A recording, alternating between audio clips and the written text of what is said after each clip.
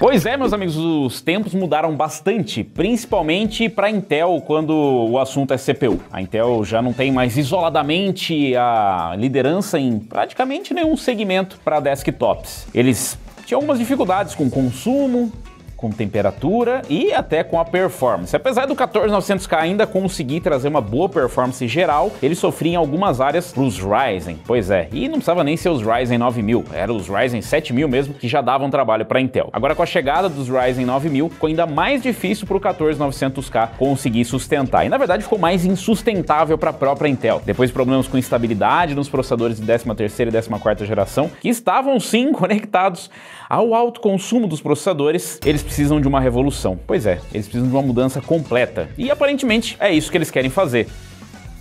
É por isso que nós temos agora os novos processadores da Intel que mudaram tudo. Mudaram arquitetura, mudaram litografia, mudaram consumo, mudaram temperatura e mudaram também de nome. Pois é hora de dar tchau para os Intel Core i e dar oi para os Intel Core Ultra. A gente, infelizmente, vai abandonar um nome complexo para botar um outro um pouco mais complexo de entender. Mas eu vou explicar tudo isso e um pouco mais no review aqui do Core Ultra 9 285K, que vem para substituir o i9 14900K. Será que ele é suficiente para conseguir desbancar os processadores Ryzen 9000? Será que ele vai conseguir bater o 7800X3D, o 9800X3D? Será que ele é suficiente para substituir o 14900K? Olha, eu diria para vocês que vocês vão ficar bem surpresos. Bem surpresos. Bem surpresos. E bem surpresos.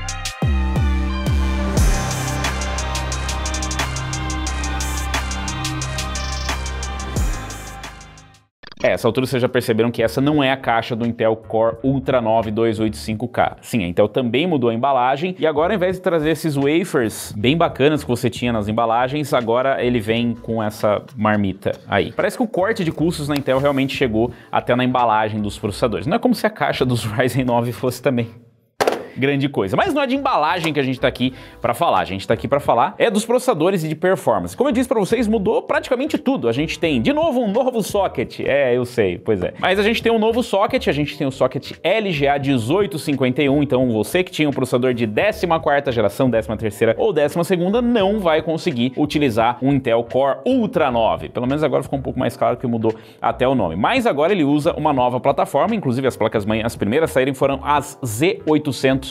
É claro que a gente deve ter também as placas-mãe de entrada, né? As placas-mãe da série B, da série H, enfim, outros chipsets, mas de saída a gente só tem a Z890. Outra coisa que mudou, outra coisa interessante, além dos nomes, além do socket, além do chipset, é que agora nós também não temos mais o hyperthreading. Pois é, o processador tem 24 cores e 24 threads, o que significa que a gente não tem mais o hyperthread. Lembra que era 8 cores, 16 threads, era 12 cores, 24 threads? Pois é, agora não tem mais, é a mesma quantidade de cores e threads, porque os núcleos de performance, lembra que a gente já foi introduzido isso lá na 12ª geração? Mas caso você esteja muito por fora, tá vendo, de processadores mais antigos, aqueles núcleos tradicionais que tinham no seu processador, eles agora são conhecidos como núcleos de performance, porque eles são núcleos para carga pesada, exatamente. E na verdade eles têm uma grande capacidade de performance, mas eles também têm uma grande sede, eles consomem bastante, apesar de chegarem a clocks mais altos, e eles são núcleos literalmente maiores do que os núcleos de eficiência. Pois é, lembra daqueles Intel Atom lá atrás, aqueles processador horroroso? Pois é, eles evoluíram muito e agora eles são basicamente núcleos eficientes, que são para tarefas que exigem menos performance bruta, mas que exigem uma sustentação maior de performance com um consumo menor de energia. A gente já foi introduzido isso na 12ª geração, depois obviamente com a 13ª e a 14ª, que é só um refresh da 13ª, a gente continuou com essa mesma estrutura. E a Intel agora decidiu acabar com o Hyperthread. Eu acho que o Hyperthread está presente desde os Pentium 4, se eu não me engano. Não é nem da minha época, mas desde os Pentium 4, os Pentium 4 HT, provavelmente a gente tem isso. Vocês acabaram de ter uma confirmação aí do Wikipedia na tela, porque realmente não é da minha época. O Hyperthread tá há tanto tempo por aí que eu já nem lembro mais quanto tempo faz. Mas a Intel decidiu que iria abrir mão do Hyperthread, porque segundo eles, isso seria mais eficiente. O que é bem curioso, né? Porque você provavelmente já deve ter visto, para você você que está analisando mais o processador, de repente você queria tirar mais performance do seu processador, você percebe que existem alguns testes onde as pessoas simplesmente desabilitam o hyperthreading. E isso serve para os dois, tanto para AMD quanto para Intel. Em alguns casos desabilitam o SMT dos Ryzen, que é a mesma coisa do HT aqui na Intel. E em alguns casos você consegue realmente mais performance. A Intel diz que tá prestando atenção nesse tipo de teste, nessas informações que vêm da comunidade ou de testes até internos, e eles realmente decidiram tirar o hyperthreading. Mudou muito mais coisa, né? Agora a gente também tem uma litografia menor, a gente saiu dos Intel 7, que era parecido com os 7 nanômetros da TSMC, a gente vai direto para os 3 nanômetros da TSMC. Eu sei que você deve estar estranhando, né? Fala, pera, TSMC? Mas você acabou de falar que ele saiu do Intel 7, por que ele foi para TSMC? Pois é, a Intel enfrenta algumas dificuldades financeiras e algumas dificuldades para conseguir estar dentro do seu planejamento. Uma das ideias provavelmente é que eles fabricassem os seus próprios CPUs, mas não é exatamente isso que aconteceu. A Intel está fazendo a transição das suas fábricas e ela, no momento, não tem um Intel 3 ou qualquer coisa que seja próximo dos 3 nanômetros da TSMC ou não tem capacidade de produção para isso. E daí eles foram lá e precisaram recorrer para a mesma fábrica que faz os chips para AMD e para Nvidia e para Samsung e para todo mundo, basicamente, para Apple, enfim.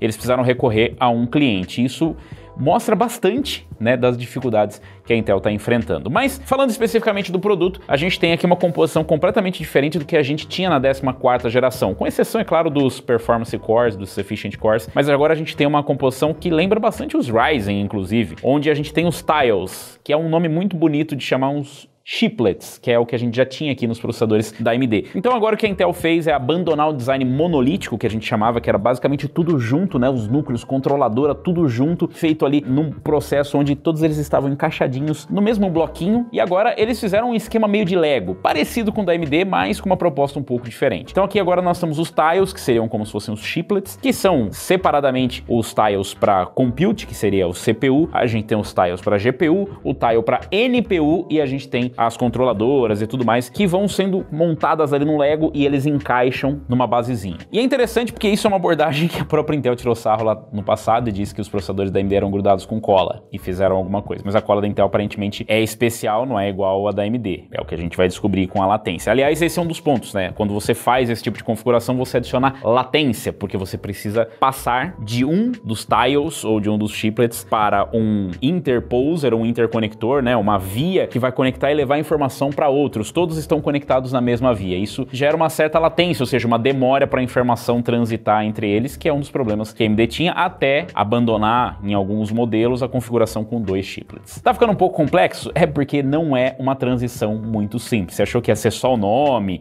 né? Só alguma coisinha que ia mudar? Não, mudou muita coisa mesmo. E por que a Intel fez tanta mudança assim? Por que eles alteraram tanto a configuração dos processadores? Bom, a Intel está em busca da eficiência energética. Pois é, muita gente reclamou, nossa, o 14900K ele consome muito, ele esquenta muito. Pois é, a Intel está atrás de eficiência, porque aparentemente eles chegaram no limite do que dava para eles arrancarem dos Raptor Lake. Pois é muita coisa, chegava nos 6 GHz, mas realmente com um TDP bem alto. Então a Intel agora está em busca de eficiência e para isso eles precisaram alterar completamente a forma como eles constroem os processadores. A gente viu isso inicialmente nos Lunar Lake, que são as versões para notebooks, a gente viu no Meteor Lake anteriormente, mas o Meteor Lake ele foi realmente uma interação um pouco triste. Ele trouxe importantes evoluções, mas ele não trouxe exatamente aquilo que se esperava, principalmente quando tem uma concorrência agora com ARM, a Qualcomm trazendo para notebooks. E o que isso tem a ver com desktop? Você se pergunta. O que isso tem a ver com esses processadores novos, com a concorrência, com o meu PC gamer? Bom, tem tudo a ver. Eu sei que a grande maioria das pessoas que tem um PC gamer não se importam com eficiência. E eu sei que você está pensando, não, é claro que eu vou economizar energia. Você vai economizar energia,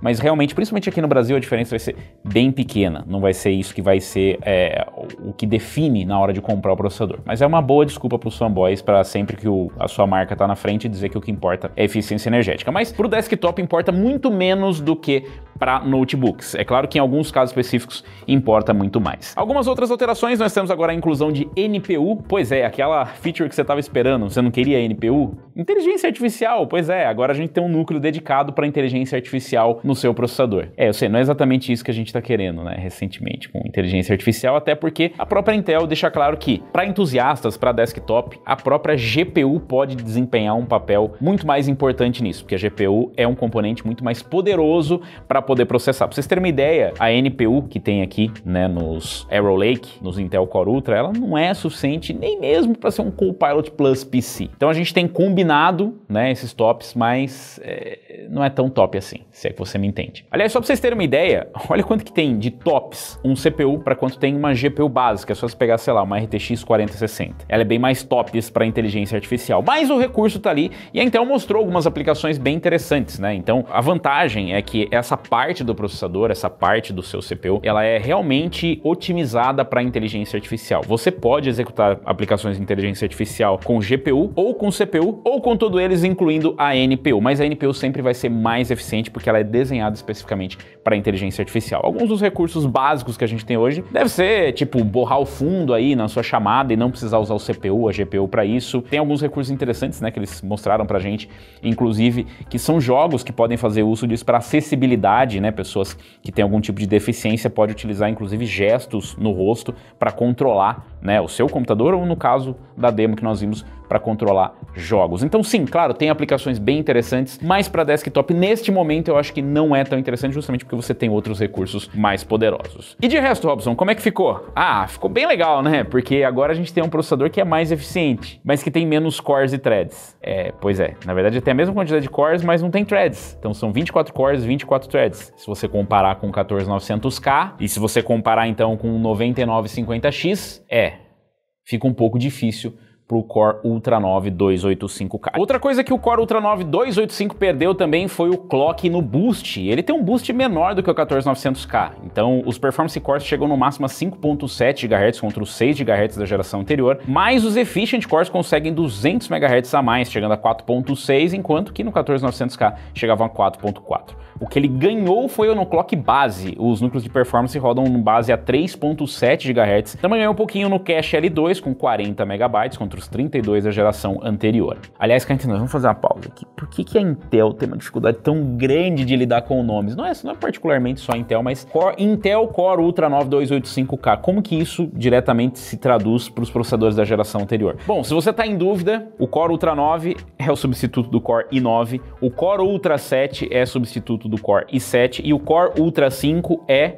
o substituto do Core i5, pelo menos até os modelos K, tipo sei lá, 14600K, 14700K e 14900K. Por que ele não é 9.0, Core Ultra 9 290? Talvez porque a Intel esteja preparando um outro processador ainda mais poderoso e que deixe de lado toda a parte da economia de energia. Mas eu tenho certeza que você quer ver a performance. Eu vou mostrar a performance para vocês depois de mostrar aqui a plataforma. Eu falei para vocês da Z890, então se você quiser montar um Core Ultra 9, ou um Core Ultra de qualquer, você vai precisar de DDR5, não tem mais suporte a DDR4, o que gera menos confusão, mas também gera mais gastos, afinal o DDR5 ainda é mais caro. Mas uma coisa interessante que veio com isso é que agora tem suporte a memórias com clock mais elevado. O clock base, né, o clock suportado, na verdade, oficialmente pela plataforma, é 6.400 megatransfers por segundo, mas segundo a Intel você consegue chegar ali até os 8.000 MHz mais. E bota mais nisso, isso com a chegada das memórias CUDIN. Shieldin, isso, Shieldin, é assim que chama mesmo. São memórias que vão ter basicamente controladoras embutidas no slot de memória. Serão memórias mais inteligentes e vai melhorar a integridade do sinal, o que vai permitir que a gente alcance clocks mais altos sem matar a controladora de memória do seu CPU, supostamente. Se isso vai trazer mais performance, se inscreve no canal, clica no sininho para receber as notificações de novos vídeos, porque esse é só o primeiro teste desses processadores, tudo mudou e a gente ainda vai testar muita coisa. Como a gente testou agora, eu comparei o Core Ultra 9 285K com o i9 14900K, com o Ryzen 9 9950X e com o Ryzen 7 7800X 3D. Como vocês já devem saber, aqui a gente vai dar foco em jogos, em games também. Mas a gente também testa algumas aplicações profissionais, porém se você quiser um teste específico para aplicações profissionais, tem canais que vão fazer isso. E sim, o CPU ele é para você usar com o que você quiser. Ele não é um CPU gamer, porque quem joga é você. Você pode usar ele para aplicações profissionais, mas aqui a gente vai focar especificamente para jogos. Para deixar claro, nenhum desses processadores é um processador gamer, com exceção do 7800X 3D. Mas já que a fabricante diz que ele é um processador para jogos, então nos cabe testar. E para os testes a gente utilizou a nossa plataforma com a Z890 UniFi X. A gente testou ali com memórias DDR5 6400 megatransfers por segundo Kingston Fury Renegade, e a gente testou ali com um armazenamento NVMe M.2 de 4 TB Kingston Fury Renegade. A fonte é uma V850 Gold V2 da Cooler Master e a placa de vídeo é uma RTX 4090 Founders Edition. Claro, ninguém vai rodar jogos em Full HD com uma 4090 hoje, mas uma 4090 no futuro pode ser uma placa de entrada, uma 50, só Deus sabe, mas ela pode ser uma placa de entrada. Hoje a gente está aqui testando para mostrar para você qual é a performance máxima que o CPU pode alcançar, mas tenha em mente que em alguns momentos você pode ter a limitação por conta da GPU. Se a sua GPU não consegue entregar essa performance, é bem provável que o seu CPU vá ficar limitado por isso. Para as demais plataformas, a gente utilizou aqui uma Z690 com a mesma configuração de memória, fonte, placa de vídeo, e para o lado da AMD nós utilizamos uma B650E Aorus Master. Para a refrigeração, todos utilizaram o mesmo watercooler, um watercooler de 360mm. Então a gente vai conseguir comparar diretamente a temperatura, como que cada um desempenhou, e também a gente vai trazer para vocês o consumo. Mas vamos começar com os testes. Começar os testes pelo Blender, que é um software para renderização 3D, então um software mais para trabalho. E aqui o resultado foi bem interessante. O Core Ultra 9 285K fez 56 segundos para renderizar. Claro que isso aqui é uma renderização mais curta, mas é para você saber quanto que isso vai render, você pode escalar, né, essa renderização para algo um pouco mais demorado. Bota, em vez de 56 segundos, bota 56 minutos, você vai ver qual que vai ser o seu ganho, vai ser bem maior. O 14900K fazia a mesma tarefa em 1 minuto e 8. O 9950X, com 16 cores e 32 threads, fez em 55 segundos, o que é um empate técnico, é apenas 1 segundo de diferença. E isso a gente está falando de um processador com menos cores e menos threads do que o 9950X, então um resultado bem interessante. O 7800X3D está aqui só como referência para vocês entenderem que ele realmente é um processador gamer, mas ele tem menos cores e threads, então para essas aplicações ele entra ali só como referência. Se você está pensando numa coisa, você vai para um lado, se você está pensando em outra, você vai para o outro lado. Então esse é um processador mais para jogos, enquanto os outros são mais para trabalho. Agora, como que fica o consumo, né? Porque falaram que esses processadores são realmente muito mais eficientes e tal. Como é que ficou o consumo aqui? Bom, a gente mediu o consumo total do sistema, isso aqui não é exatamente o mais preciso, né? Porque a gente vai ter ali o pico, esse daqui é o momento de maior consumo que a gente teve. E aqui o 14900K consumiu só 5 watts a mais. Ele fez ali 380 no sistema contra 375 do Core Ultra 9 285K. Mas é bom lembrar que, apesar desse consumo ser bem próximo, a performance do Core Ultra 9 285K é maior. Então a gente consegue ampliar a eficiência dele em cima do 14900K. Não chega a ser exatamente como um 9950X, mas já é uma grande evolução se a gente comparar com a geração anterior. Partindo agora para outro teste, o Cinebench, também é um de renderização 3D. Esse aqui é o R20, uma versão mais antiga. No multithread, o 285K fez 16.863 pontos, que é a maior pontuação de todas até hoje. Então a gente conseguiu bater aqui o 14900K, que fazia 13.864, e até o 9950X, que fazia 16.507. O 7800X3D entra só como referência, porque ele tem basicamente só 8 cores e 16 threads. E o mais interessante é que aqui, de novo, a gente tem basicamente o mesmo consumo do 14900K, mas a gente tem uma eficiência muito maior, porque apesar dele consumir a mesma coisa, ele faz muito mais pontos do que o 14900K. E esses pontos significa justamente qual que é a capacidade de processamento dele para essa renderização 3D, e a resposta é bem mais. Então, sim, é aqui que mora a eficiência. No Cinebench R20, aqui o 285K fez 937 pontos contra 873 do 14900K e 892 do 9950X. Então, de novo, a maior pontuação no single thread, e o consumo ficou exatamente o mesmo do 14900K. Testando agora uma versão mais recente, que demora mais para renderizar, o Cinebench R24, uma versão que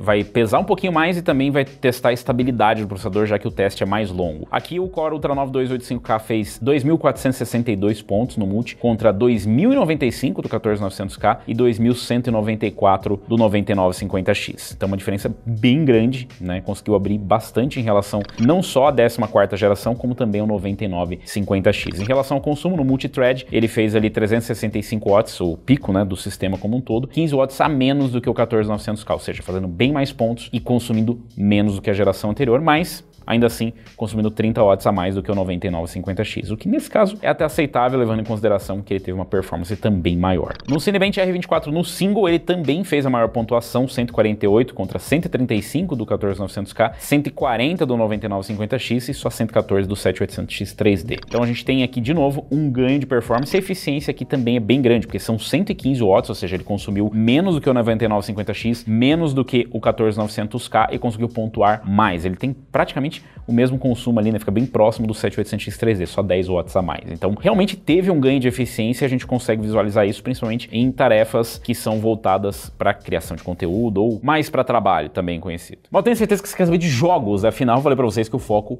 iam ser os jogos. E eu deixei os testes de renderização em primeiro, porque eu realmente precisava falar dos jogos. Bom, vamos começar pelo Plague Tale Requiem. Aqui a gente testou em Full HD, com preset médio, e aqui o 285K ele fez média de 184 e mínima de 129. Então, obviamente, ele fica bem atrás do 7800X3D, aliás, a gente colocou o 7800X3D como uma referência. Ele não concorre diretamente com esses processadores, justamente porque ele realmente é bom para jogos, mas como vocês viram nas aplicações 3D, não é exatamente o forte dele. Então, ele está em praticamente outra categoria, mas como ele é referência, isso é o máximo que você pode conseguir normalmente de performance. O que a gente quer comparar aqui direto é o 14900K e o 9950X, que são processadores com alta contagem de núcleo e que são mais equilibrados para as duas tarefas, não somente para uma ou para outra. De qualquer forma, aqui o 285K ele teve uma performance bem pior do que o 7800X3D e pior do que a geração anterior. E eu sei que vocês vão estranhar isso, mas acreditem, isso já era esperado. Segundo a Intel, a expectativa era de que eles já teriam uma performance menor do que a geração anterior,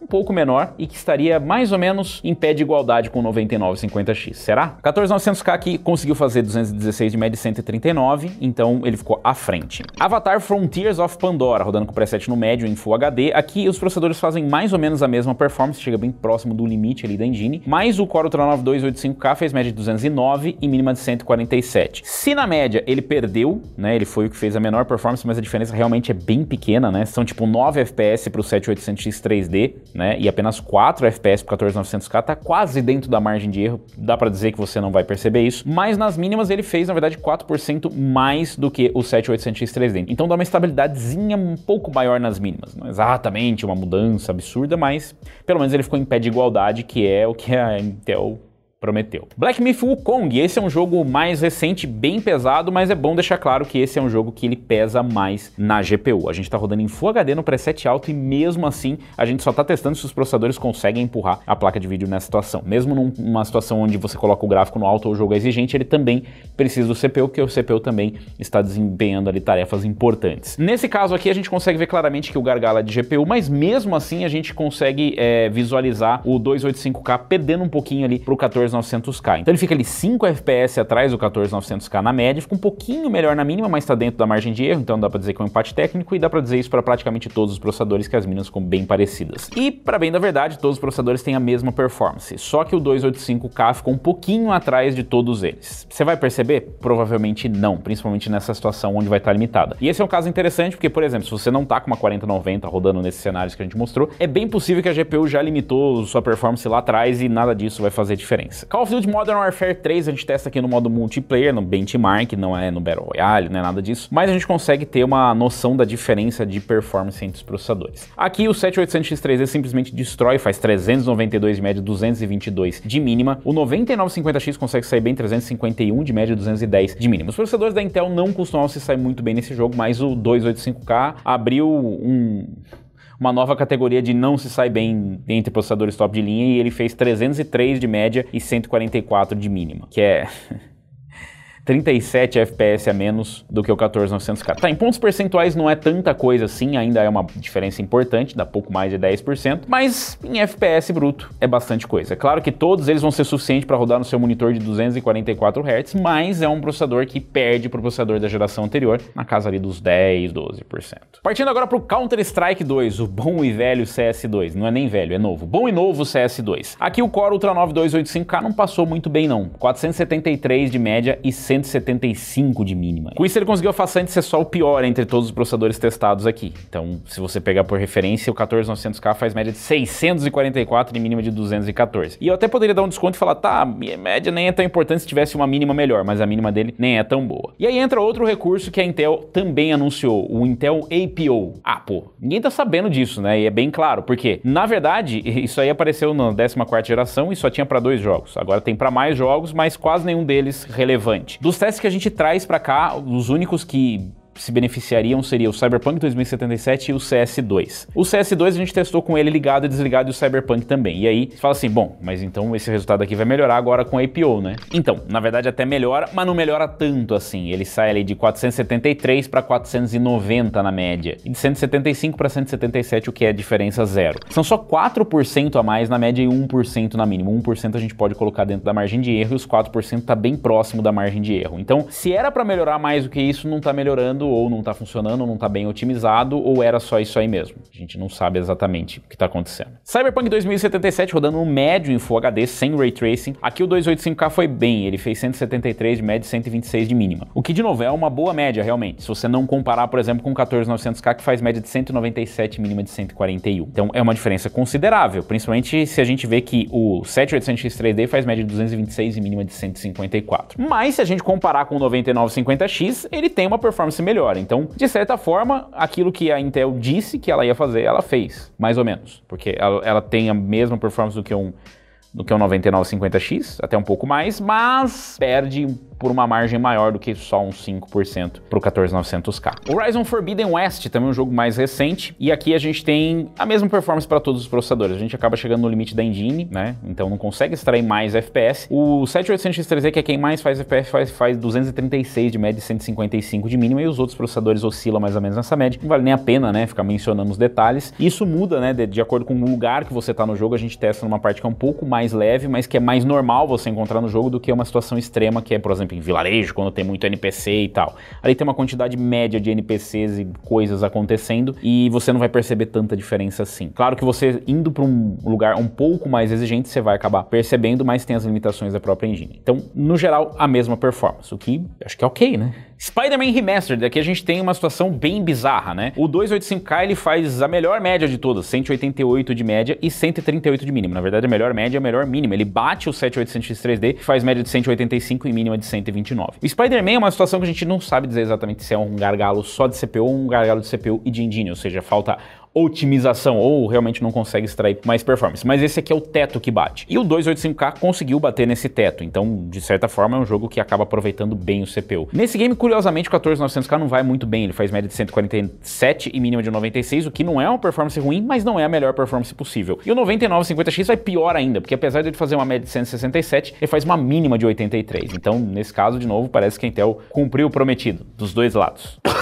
Eu até me engasguei aqui porque é o Starfield agora, e realmente ele atravessa na garganta de todo mundo e dos processadores também. Mas o Core Ultra 9 285K conseguiu fazer uma boa média aqui, 117 de média e 96 de mínima, o que tá bem próximo ali da média do 14900K, mas ele tem uma mínima melhor, ou seja, um pouco mais de estabilidade, o que nesse jogo é muito bem-vindo. 9950X faz média de 113 e mínima de 90, ou seja, aqui ele bate o 9950X, e o 7800X 3D faz média de 127 e mínima de 99, só 10 FPS a mais. É mais, eu digo só 10 FPS a mais, porque nesse jogo eu não sei se realmente faz muita diferença, mas sim, são 10 FPS a mais, então ele fica ali 8% atrás do 7800X 3D. The Last of Us, rodando no preset médio em Full HD, o 285K na verdade foi uma boa performance, ele fez média de 165 e mínima de 113, então ele teve mais ou menos a mesma performance que o 14900K teve. Ele bateu o 9950X e ainda conseguiu bater a performance do 7800X 3D, ele fica 3% na média à frente e 11% na mínima, então uma boa performance no The Last of Us. A gente não conseguiu incluir aqui um dos jogos que a gente gosta de testar, que é o Fortnite, porque ele tá dando problema com o anti-cheat. Então pode ser alguma coisa relacionada ao lançamento, inclusive tem vários outros problemas relacionados ao lançamento que a gente já vai falar. Tá muito legal, mas e como é que fica a performance geral? Porque a performance num caso ou outro, tudo bem,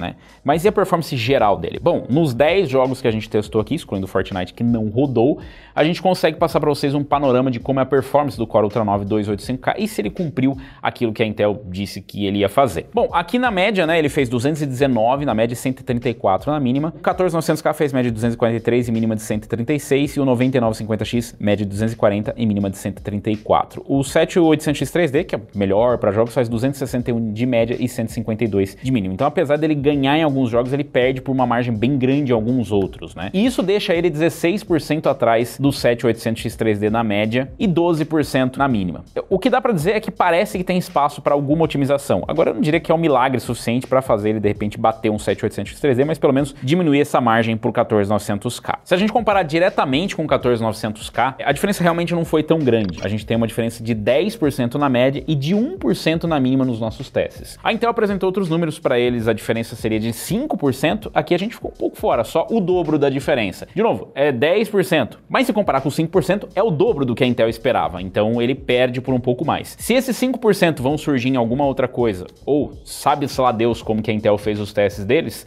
essa é a diferença que a gente encontrou por aqui e ela é bem consistente, na verdade. É claro que em alguns casos parece que realmente tem alguma coisa errada com o processador, tipo Cyberpunk e CS, que são jogos que deveriam ter o Intel APO, ou seja, que deveria ter uma otimização, eles abrem bastante a diferença entre o 14900K e o 285K. Mas é claro que não se resume só a isso. E a eficiência energética e a temperatura? Bom, a gente testou isso também. A média de consumo dos jogos, a gente fez a média de consumo direto da tomada, ou seja, do sistema como um todo, e mediu também o pico de consumo através do CapFrameX, ou seja, através de uma captura de software. Se a gente pegar o 14900K, o 9950X e o Core Ultra 9, o Core Ultra 9 285K ele realmente é o mais eficiente entre os processadores com mais núcleos e mais threads. O 7800X3D obviamente fica abaixo no consumo porque ele tem menos cores e threads, mas para um processador de 24 cores e 24 threads, ele realmente teve uma eficiência. Se isso é por ganho de litografia, se isso é porque eles tiraram o hyperthreading, é difícil dizer. A gente teria que fazer testes mais detalhados para isso. E para isso o TechDiesel já está fazendo bastante teste de consumo. Por isso que a gente disse que isso aqui é meio que aproximado, não é exatamente preciso,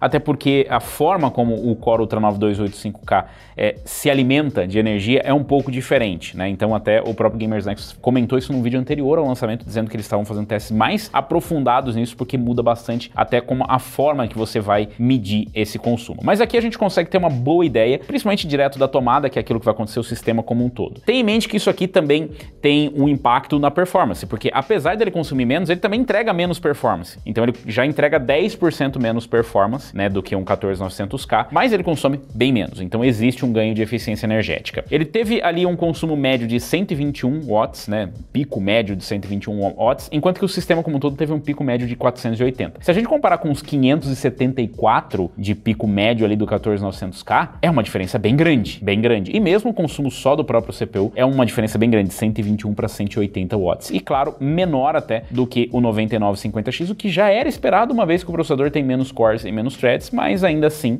isso não quer dizer muita coisa. Você precisa realmente trabalhar a arquitetura para você conseguir trazer isso. Então, para vocês terem uma ideia ali, no consumo total do sistema, o 14900K ele tem um consumo 20% maior, enquanto que só do CPU 49% mais. Mas é claro que ele também entrega 10% mais performance. Então dá para dizer que tem uma diferença ali média de 10% no consumo total do sistema, mas tem um consumo bem inferior ali quando o assunto é o próprio CPU. Então se a gente pegar aqui, dá 14% maior o consumo, né, do 14900K quando é o consumo total do sistema, enquanto que no consumo só do CPU dá 33% de diferença. Então é bastante coisa. Mas e a temperatura? Falaram que ia esfriar, porque o meu 14900K esquenta muito. E realmente esquenta. Em jogos não é exatamente a situação que mais esquenta esse processador, né? Principalmente se você vai fazer um Blender, é onde ele esquenta bastante. Mas aqui, mostrando em jogos, pelo menos, o 285K realmente teve uma diminuição de temperatura. O pico dele ali foi na casa dos 63 graus, testando o Cyberpunk 2077, enquanto que do 14900K foi de 76 graus. Então, uma diferença bem grande aí. E ele foi o processador mais frio, né? Mais frio até que o 7800X3D, que claro, tem um empilhamento de cache 3D que esquenta mais, né? Mas mesmo assim foi um processador bem frio para jogos. E claro,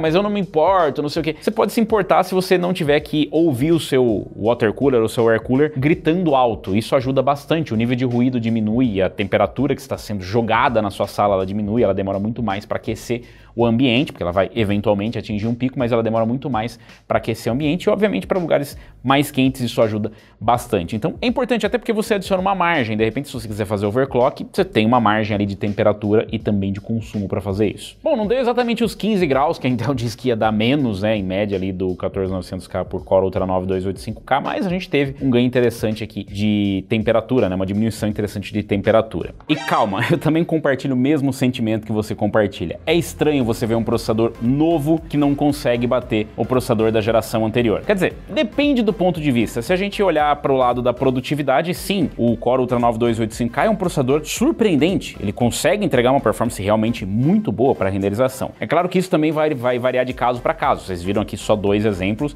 e dependendo, né, do teste, a gente vai ter uma performance diferente, porque em alguns casos a quantidade de cores e threads ela é mais importante, né? E o hyperthreading pode fazer a diferença diferença sim. Mas, claro, as evoluções que nós vimos aqui no Core Ultra 9 285K, elas são bem interessantes. Então o Arrow Lake trouxe um avanço necessário para a Intel, que era eficiência energética. E não é só você aí que é fanboy da outra marca, que tá reclamando porque o seu processador é mais eficiente, que estava pedindo não. A indústria estava pedindo isso. A gente está seguindo para um caminho de maior eficiência energética e eu comentei dos notebooks lá no começo porque é realmente bem importante. O Lunar Lake trouxe uma grande revolução pro lado da Intel. A gente tem um SoC, um chip que tem memória soldada, que busca mais eficiência energética para conseguir brigar com a Qualcomm, para conseguir brigar com a Apple. E a gente viu recentemente um movimento da Intel e da AMD se unindo para fortalecer a plataforma x86, assim como vários outros players do mercado, várias outras empresas. Isso porque a ameaça do ARM é real e se ela chegar para o desktop, ela pode fazer bastante estrago. Porque apesar de sim termos uma grande evolução,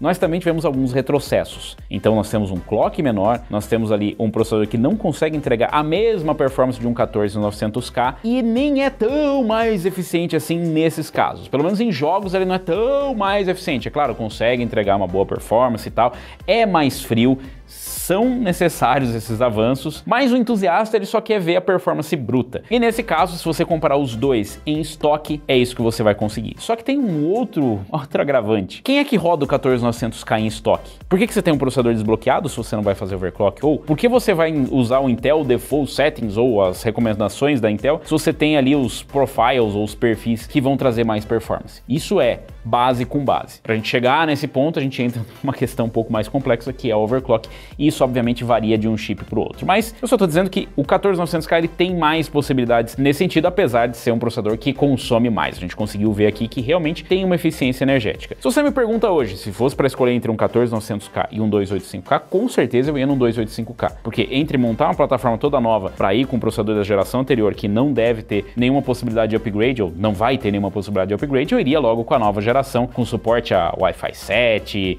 com Thunderbolt, com PC Express 5.0, mais lanes e essa coisa toda. Claro, tem a parte da inteligência artificial que talvez para o entusiasta gamer não seja tão importante hoje. A gente não vê aplicações sendo colocadas em prática, mas quem sabe no futuro o que isso pode trazer. Então, entre os dois, para ter uma diferença 10% de performance, para ter um processador mais frio, eu iria de Core Ultra 9 285K todo dia. Agora, se você vai pensar num cenário onde é um processador para jogos e para trabalho, aí fica um pouco mais complexa, porque a gente tem o 9950X, a gente deve ter o 9950X 3D, que é o processador que realmente vai equilibrar entre performance em jogos e performance para aplicações profissionais, para trabalho. E claro, se você está pensando só em jogos, a gente tem o 7800X 3D e vai ter o 9800X 3D, que com certeza vai bater o Core Ultra 9 285K. Ele não é um processador para jogos, então a gente tentou deixar isso claro, mas no fim do dia, ele é vendido como um processador que também é para uma game station. Então, o que eu posso fazer? Testar em jogos. E a performance em jogos foi inferior ao 14900K. 10%. 10% é o suficiente para você trocar um processador mais quente, um processador que consome mais, por um outro processador mais moderno? Eu diria que é bem justificável. É um lançamento empolgante do ponto de vista de performance? Definitivamente não. Na verdade, é bem triste. E a gente vê muito do Ryzen de primeira geração aqui no Core Ultra 9 285K e nos Core Ultra em geral. A gente só recebeu o Core Ultra 9 285K por enquanto, né? Mas a gente deve receber os outros modelos. Mas a gente consegue ver muito disso. Tá na cara que a latência ainda tá muito alta, a média da latência foi 82 ns por enquanto, 82 nanosegundos, mas a gente deve ter uma melhora com as memórias mais rápidas, só que daí a gente entra de novo naquela discussão. Lembra no Ryzen de primeira geração? Mas a latência, o Infinity Fabric. E aqui vai ser mais ou menos a mesma coisa. Nossa, a latência interna, se você colocar... A Intel já deu um wink, né, do tipo, se você colocar memórias mais rápidas, você vai ter mais performance e tal. Mas, sinceramente, eu não sei se vai compensar, porque essas memórias, principalmente as Sealed-in, elas vão ser mais caras. E aí você vai querer gastar mais para recuperar os 10% de performance, ou você fica com esses 10% de performance. Isso no melhor dos casos, né? Tô sendo otimista, não sei se vão ser 10% de performance. Para isso você precisa se inscrever no canal e clicar no sininho para receber as notificações de novos vídeos, onde a gente vai testar mais modelos da linha Intel Core Ultra e comparar também, de repente, memória, consumo em outras situações, comparar com outros processadores. Não é um lançamento empolgante nesse sentido. Eu fiquei bem empolgado na parte da eficiência energética, claro, a parte da inteligência artificial não consegue me empolgar particularmente, mas sim, é uma feature que agora está presente nos processadores. Eu fiquei mais empolgado com a eficiência energética, era necessário, e eu consigo imaginar que tem espaço para que a Intel traga um Core Ultra 290K ou 295K, que seria tipo um 14900KS, onde eles vão mandar lá o consumo para o espaço e conseguir um ganho de performance. A gente não sabe exatamente como escala esses processadores, vamos descobrir nos próximos testes. Pelo menos na parte de eficiência foi uma evolução. Tá triste de ver, né? O Ryzen 9000 também não foi exatamente empolgante, os Zen 5%, e agora como é que a gente chama o Core Ultra 9 com Arrow Lake menos 10%? Os lançamentos não estão lá muito empolgantes, mas a gente tá indo para a questão da eficiência energética. E você, com qual deles iria? Por que você escolheria? Ficou empolgado? Não ficou empolgado? Esperava mais? Esperava menos? Deixa aí nos comentários. Se você gostou, se você curtiu, deixa um like, porque deu muito trabalho para fazer esses testes, mas muito trabalho mesmo, não é à toa que o vídeo é quase um episódio da série do Netflix. Então, o seu comentário, o seu like, ele ajuda bastante. Se você quiser vir membro do canal, participe lá do nosso grupo de discussão, lá no Telegram, o Chat G Patrão, onde você pode tirar dúvidas e trocar ideia com a galera aí do hardware. Eu vou ficando por aqui, valeu, falou e até a próxima.